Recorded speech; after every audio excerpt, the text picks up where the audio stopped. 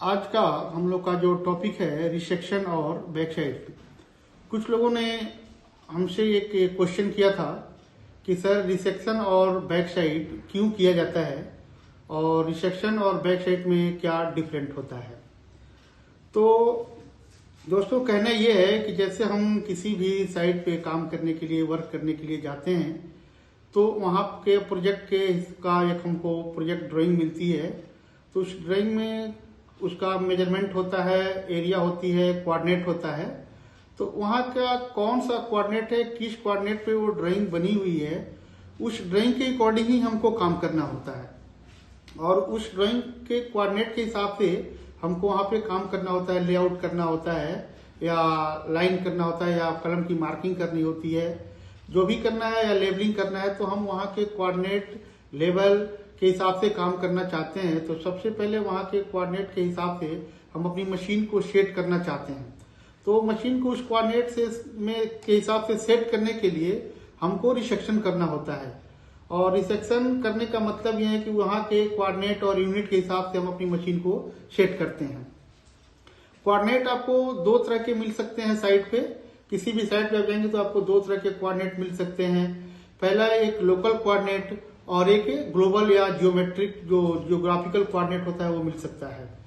तो या कोई ऐसा कहीं ऐसा भी साइट मिलता है जहाँ पे आपको कोई भी टीबीएम या कंट्रोल पॉइंट नहीं मिलता है, लेकिन ड्राइंग तो मिलती है और वो ड्राइंग किसी न किसी कोऑर्डिनेट पे ही बनी हुई होती है।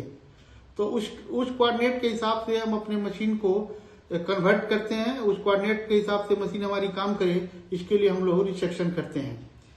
तो अब किसी ने कहा था कि सर रिसेक्शन और बैक साइड में क्या डिफरेंट होता है, दोनों अलग अलग चीज हैं या दोनों एक ही चीज हैं।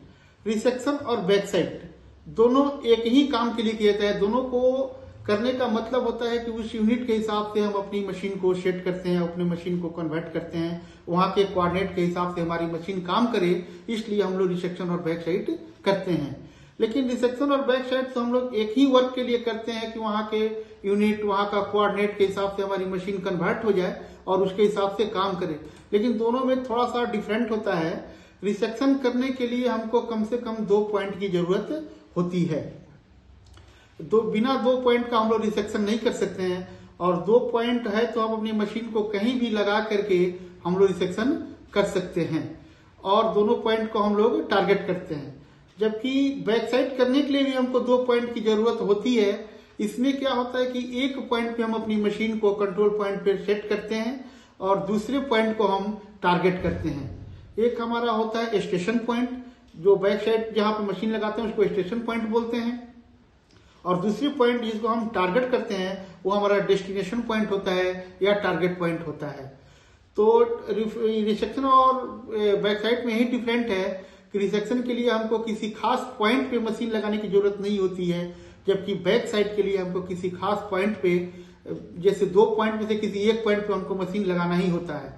जबकि रिसेक्शन में हमको कहीं भी मशीन लगा लेते हैं और लगा करके दोनों पॉइंट को टारगेट करके हम रिसेक्शन कर सकते हैं।